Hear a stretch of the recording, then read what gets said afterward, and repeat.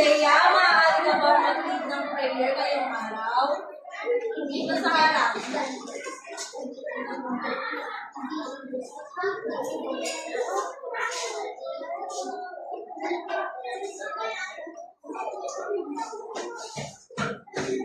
Father, and Son, and the Holy Spirit.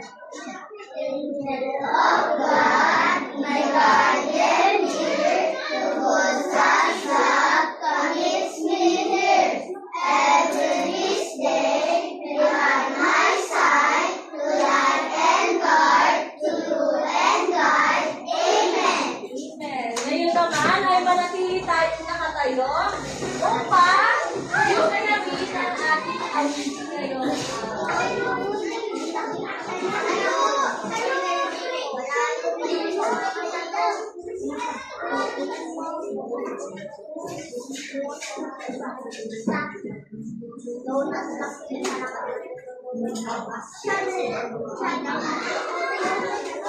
Okay, manatili muna nakatayo.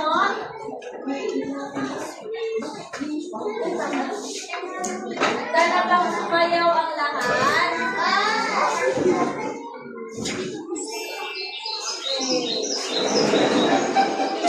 Sabihan niyo ako. Hey! Ako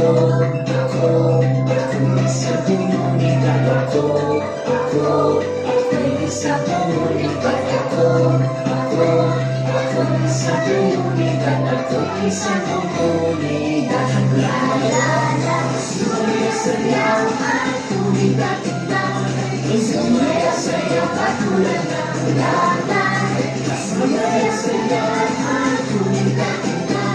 Sumayaw at tulad ng lahat. Ikaw ay sa komunidad. Ikaw ay sa komunidad. Ikaw ay sa komunidad. Ikaw sa komunidad. Sumayaw at komunidad kita. Sumayaw at tulad ng lahat. Sumayaw at komunidad kita. Sumayaw at tulad ng lahat. Tayo sa komunidad. Tayo sa komunidad. Tayo sa komunidad. Tayo sa komunidad. Sumayaw at komunidad kita.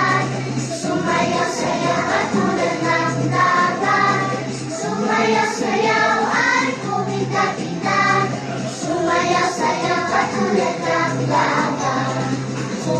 Ikaw ay sa komunidad. Ako ay sa komunidad. Ako ay sa komunidad. Ako ay sa komunidad. Sumayaw at komunidad kita. Sumayaw at tulad ng lahat. Sumayaw at komunidad kita. Sumayaw at tulad ng lahat. Ang galing nyo! Galing! Ayun naman ay maaari na tayo magtungon at alamin kung sino nga ba ang lumiban sa klase natin ngayong araw. Rowan, sino ang lumiban ngayong araw sa inyong klase? Si Yuan at sino pa? Si Athena. May dalawang kulang sa halan nila. Sa row 2. Complete. Very good. How about row 3? Very good. And row 4? Complete. Yan. So, row 1 lang ang may absent ngayong araw. Bigyan ninyo ang inyong sarili ng 5 bagsak. Ayan, bago tayo magsimula, meron muna akong mga alituntunin na dapat nating sundin sa ating klase ngayong araw. Una, pakibasa nga ng sabay-sabay. Makikinig sa iyong guro. Okay, makikinig tayo sa ating sa inyong guro na nagtuturo dito sa harapan. Okay, pangalawa. Itaas ang kamay kapag sasagot. Okay, kailangan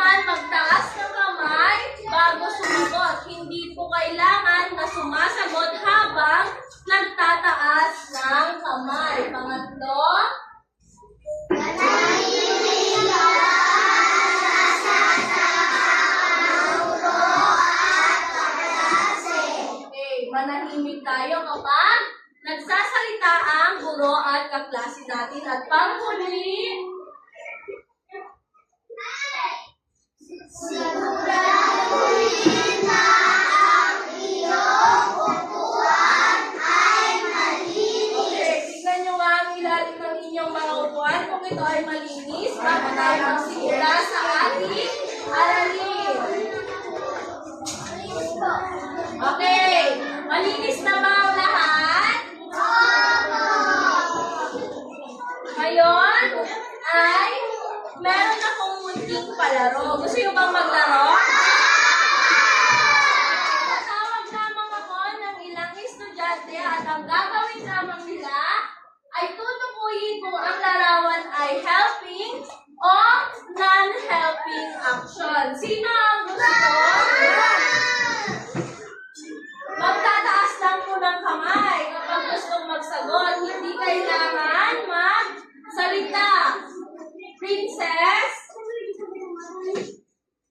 pindutin lamang ang happy face kung ito ay nagpapakita ng helping action at sad face naman kung nagpapakita ng non-helping action.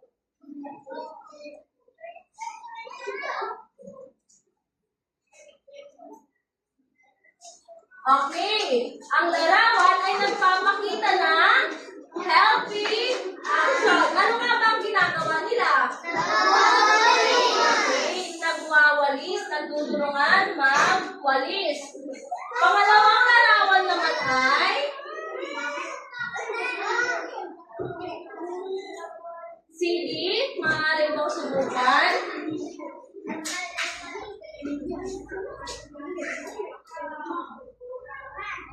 Okay, ang pangalawang larawan ay nagpapakita ng non-helping action. Bakit? Nanonood po kami siya ng TV. Okay, nanonood siya ng TV. At pangatlo naman ay nagpapakita ba ito ng helping or non-helping action? Zoe?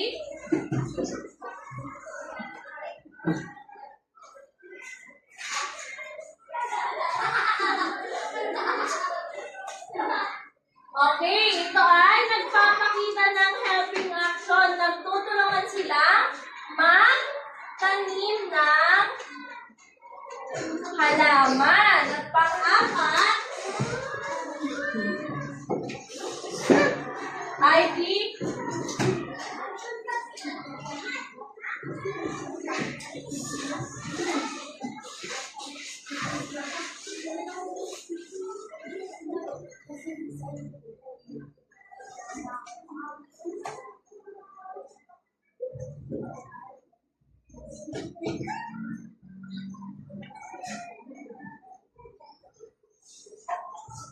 Ayan. At ang pang-apat na larawan natin ay nagpapakita ng non-helping action. Makikita natin na nagse-cellphone lang siya sa bahay nila. Ngayon naman, upang malaman kung naunawaan ninyo ang ating aralin noong nakaraang linggo, ay balikan natin ang mga sitwasyon na ito. At ang gagawin nyo lamang ay sasabihin kung ito ba ay tama o mali. Number 1, sino gusto magbasa? O, Natalia, pakibasa ba? Pagtulong sa pagbitbit ng gamit at pagbabahagi ng laruan ay halimbawa ng kabutihan. Ano ang sagot? Praise. Tama, very good. Pangalawang sitwasyon, pakibasa nga ako. Marco.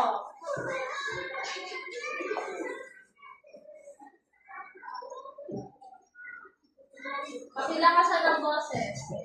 Ang pag-ibig sa tulong sa kapwa ay nakakatulong upang maging masayaan. Ito ba ay tama o mali? Mali. Mali ba? Tama. Sa kapwa? Mister, anong sagot? Tama, very good. Kasi, matulungin tayo, nakakatulong tayo para maging masaya ang lahat. Pangatlo. Pakibasa ko, Marcos. Pagtulong sa pagbitbit ng gamit at Ito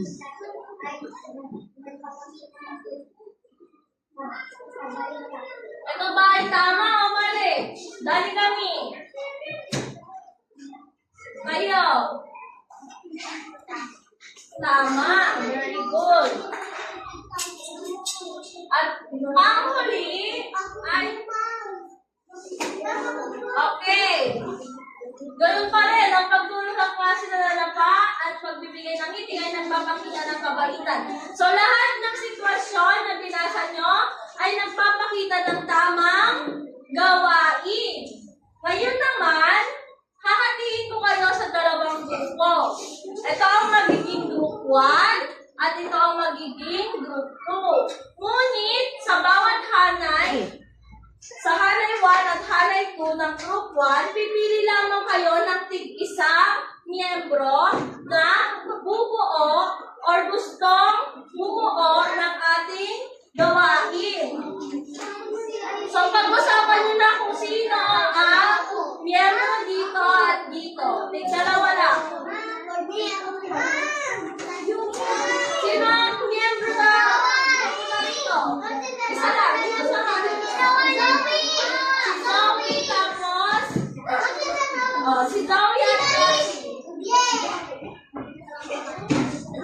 Sa group 2, meron na ba? Si Ayesha at Pirawa. Halina kayo dito sa harap. Pumunta kayo dito sa harap. Yung mga pinili na magre-represent ng kanilang grupo.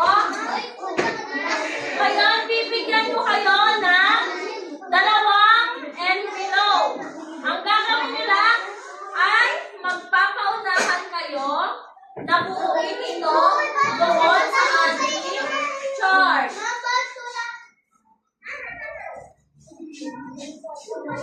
Okay.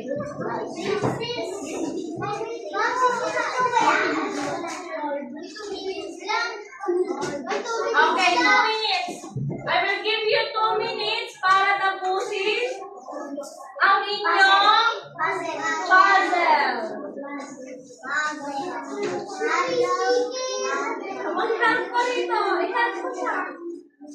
Ayan, magunahan kayo dyan. At kung sino ang grupo mauuna, ay magkakaroon ng 5 points.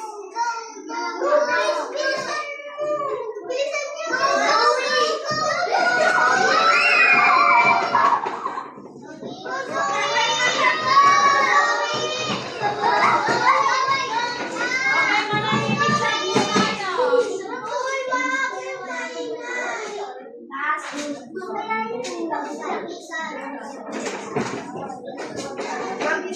Hindi.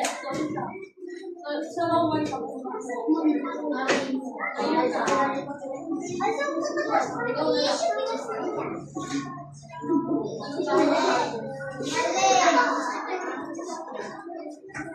Okay, sino na ba ang nauuna?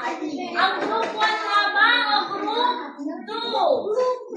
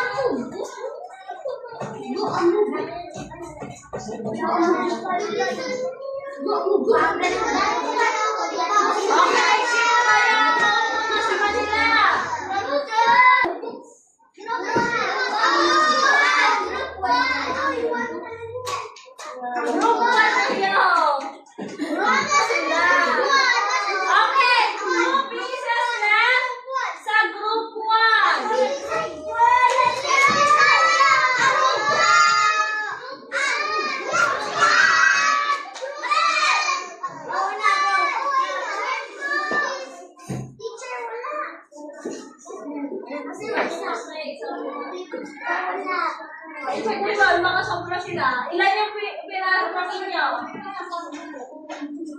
2, 3. Sobra. Wrong one! Okay. Check natin. Okay, so ang unang grupo ay Group 1. Ano ba ang nabuo ng Group 1? Maaari nyo ba maliwanag kung ano ang nabuo nila? Ayesha. Nagwawalis sa kapaligiran. So, ang Group 1 ay magkakaroon ng 5 points. Pero, lagi niyong iisipin na ang mga puntos na ito ay mababawasan kung meron kayong miyembro na lumalabag sa ating alituntunin sa silid-aralan. So, kapag may maingay kayong kaklase, -1 ang 5 points. Naiintindihan ba yan? Ang group 2 ay magkakaroon ng 3 points. Panatilihin nyo lamang ang pagiging tahimik upang mapanatili rin ang puntos ng ating mga grupo. Ngayon naman ay meron akong inihandang maikling kwento. Ngunit ang kwentong ito ay merong misteryosong kaganapan. Malalaman natin kung ano ang misteryo sa likod ng ating kwento. So, ang topic natin ngayong araw ay tungkol sa pakikibahagi at pangangalaga ng komunidad. Ano nga ba ang pakikibahagi at pangangalaga sa komunidad? Pakibasa nga lang sabay-sabay.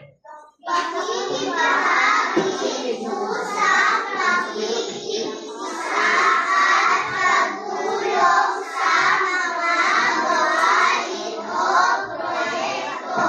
Okay, so ang pakikibahagi ay pusang pakikisa. Walang bayad po ito. Okay? Pusa lang po. Pusang loob. How about pangangalaga? Ano naman po ang pangangalaga?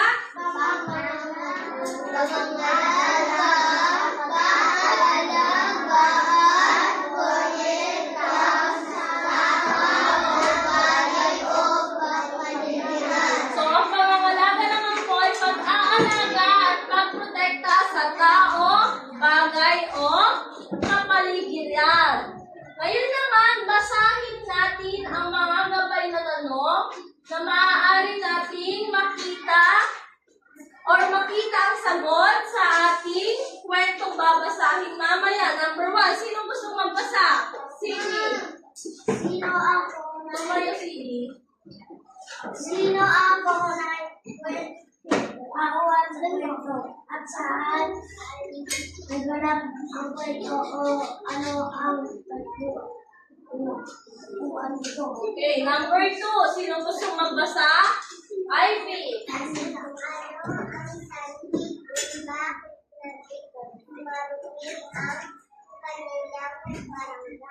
Number 3, sino gusto magbasa? Ivana?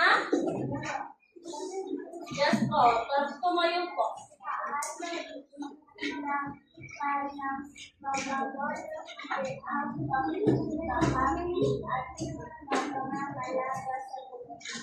At number 4, Rohan.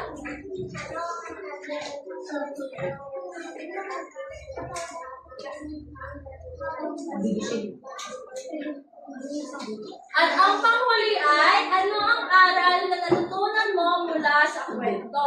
Ngayon naman, meron tayong mga salita na maaaring makita sa kwento na hindi pamilyar sa atin. Ano nga ba ang mga ito? Number 1, meron tayong volunteer. So ano nga ba ang volunteer? Pakibasa nga lang sabay-sabay. Taong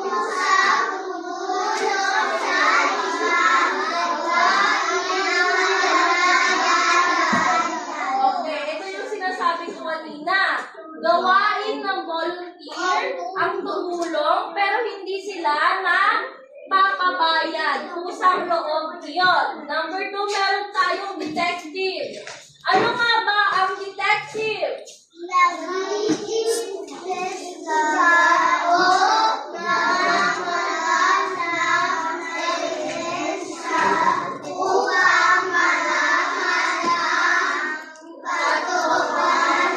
So yun ang ibig sabihin ng detective. Siya ay nag-iimbestiga o nangangalat ng mga ebidensya para malaman ang katotohanan. At pangatlo ay kwaderno.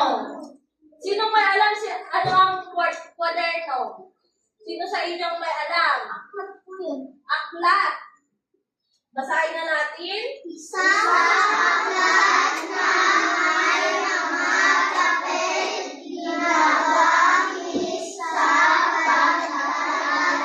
Okay, ang kwaderno ay ang ating mga notebook.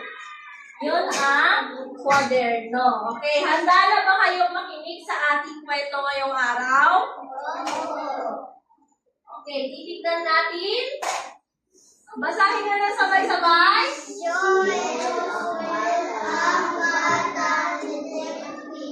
Okay, si Joel, ang batang detective. Isang araw sa barangay Masaya, napansin ng batang si Joel na maraming basura sa kalsada. May mga plastik, papel, at balat ng pagkain na nakakalat sa paligid. Naisip niya, dati naman ay malinis ang aming komunidad. Bakit kaya naging marumi na ito? Mahilig si Joel sa mga kwento tungkol sa mga detective. Kaya naisip niyang maglaro bilang detective upang malaman kung ano ang dahilan ng pagdami ng basura sa kanilang barangay. Nagsuot siya ng kanyang maliit na sombrero at nagdala ng kwaderno kung saan niya isusulat ang kanyang makikitang clue. So, sino raw po si Joel? Ang batang detective. Very good. Saan siya nakatira? Barangay Masaya. Habang naglalakad siya sa kalsada, napansin niya ang ilang tao na pagkatapos kumain ay itinatapon ang kanilang basura kung saan-saan. May batang nagtapon ng balat ng candy at meron namang isang lalaki na nagbote sa damuhan. Isinulat ni Joel sa kanyang kwaderno, clue, may mga taong hindi nagtatapon ng basura sa tamang lalagyan. So, ano daw po ang nilagay na clue ni Joel sa kanyang kwaderno? Okay, Marco. Ano ang clue? First clue natin.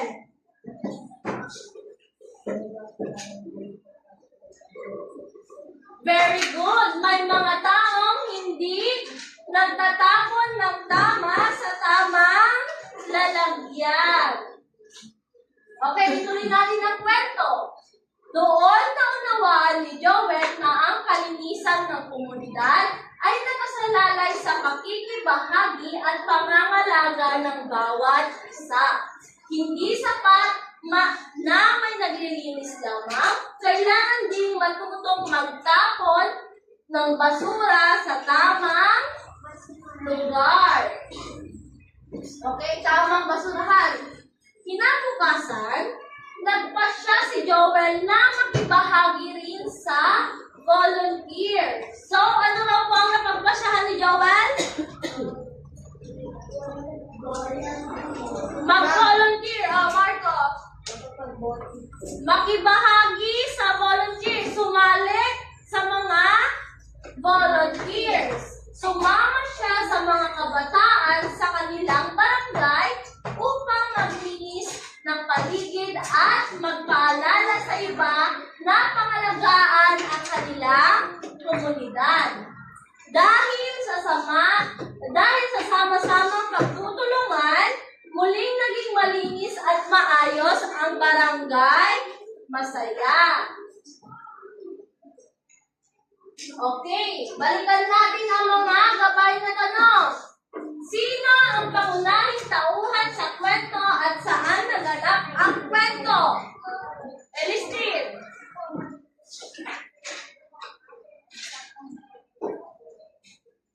Naganap ba ang kwento sa pagtatapon ng basura? May mga sagot? Ivana. Barangay masaya. Sino ang pangunahing tauhan doon? Si Joel. Very good. Number 2. Ano ang sanhi kung bakit nagiging marumi ang kanilang barangay? Ivy. Nagtatapon ng basura sa daan. Meron pa bang ibang sagot? Marco. Pakinggan natin si Marco. Ayan. Hindi tinatapon sa tamang basurahan ang kanilang mga kalat. Pangatlo, paano ipinakita ng mga volunteer ang pakikibahagi at pangangalaga sa komunidad? Maris. Ayun, very good. Sila ay naglinis. Pang-apat, ano ang naging desisyon ni Joel pagkatapos niyang malaman ang dahilan ng pagdumi ng komunidad? Princess. Okay, ano ang naging desisyon pa? May iba pa bang sagot? Sidi.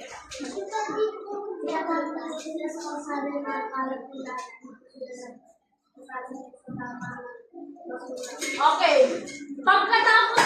Pagkatapos nalaman ni Joel na ang mga basura ay hindi tinatapon sa tamang basurahan, ano ang naging desisyon niya?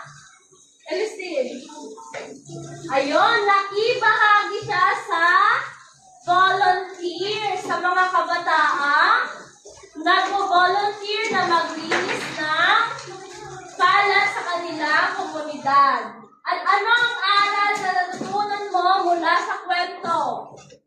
Marco. Very good. Magtapon sa tamang basurahan. Meron pa ba ang iba? Ibang sagot.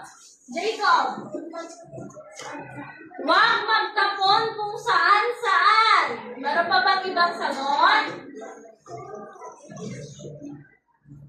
Okay, Maris.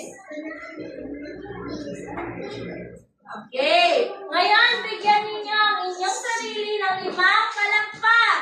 1, 2, 3, 4, 5. Okay, very good. Ngayon naman ay lumayo tayong lahat at simulan natin mangako or magpanata.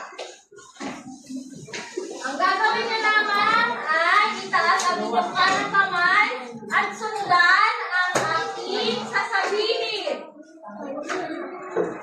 Ako ay nangako na maging aktibong kasabi ng aking komunidad.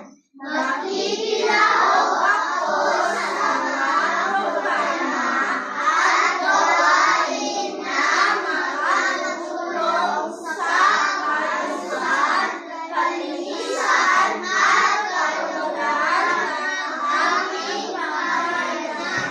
Gawin ko ang aking tungkulin bilang responsableng mamamayan para sa ikabubuti ng lahat. Okay, maaari nang magsiupo. Ngayon naman, ay tatanungin ko kayo ulit.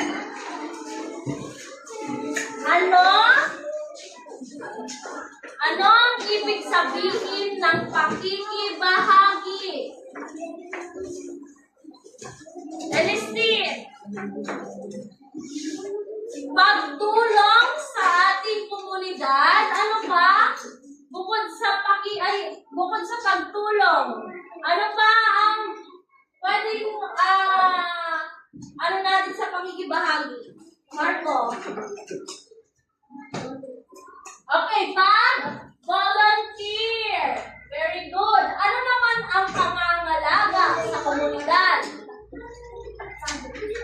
Paulit.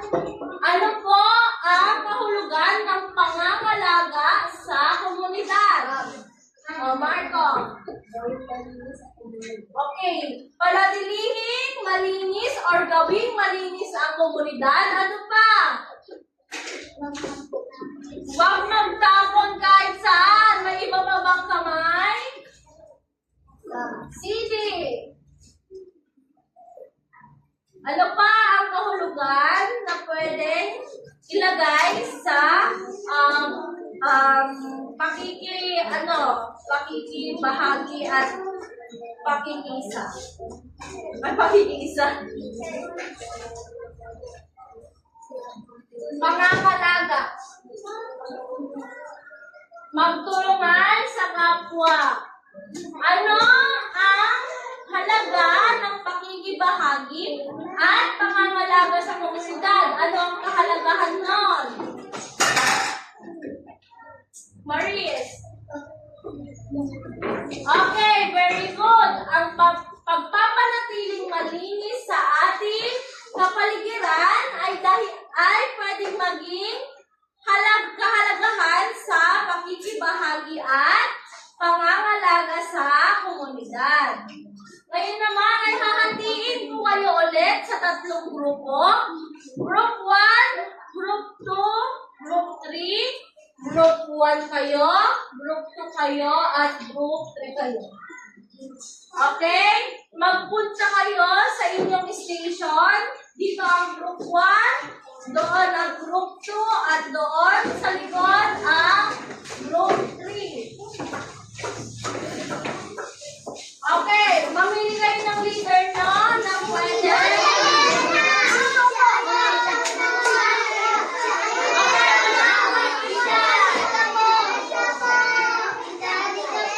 Walang kainan na magsasagot.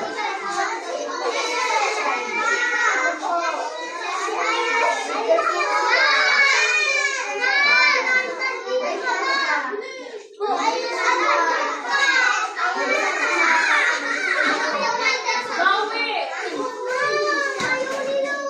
Dalton, dito kayo.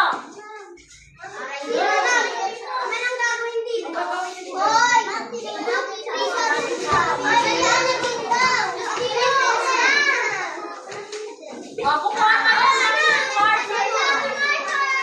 Okay. Gumawa lamang ng tahimik. Tahimik lamang ang paggawa.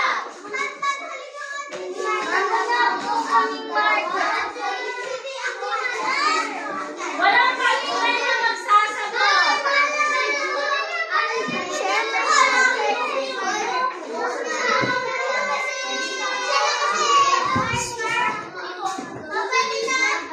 Okay, pwede na po magsagot.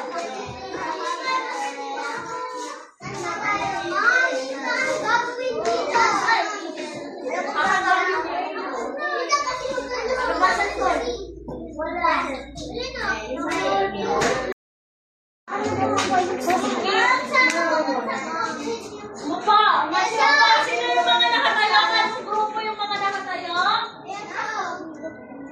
Group 1 minus 1.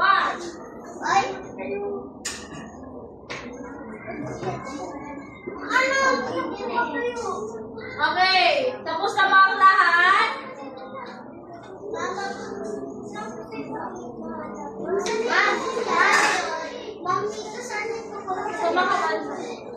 O, pass it forward. Ang inyong mga sagot ay ipasa sa harap.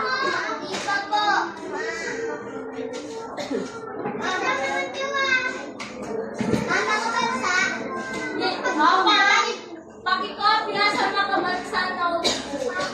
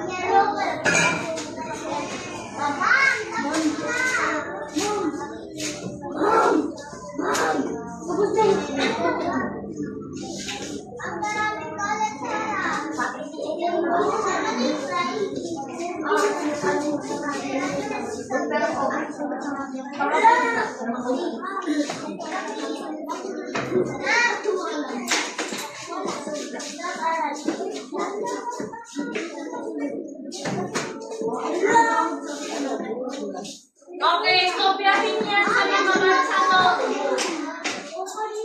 Mga asawa yan. Yes po. Yan po. Makabansa.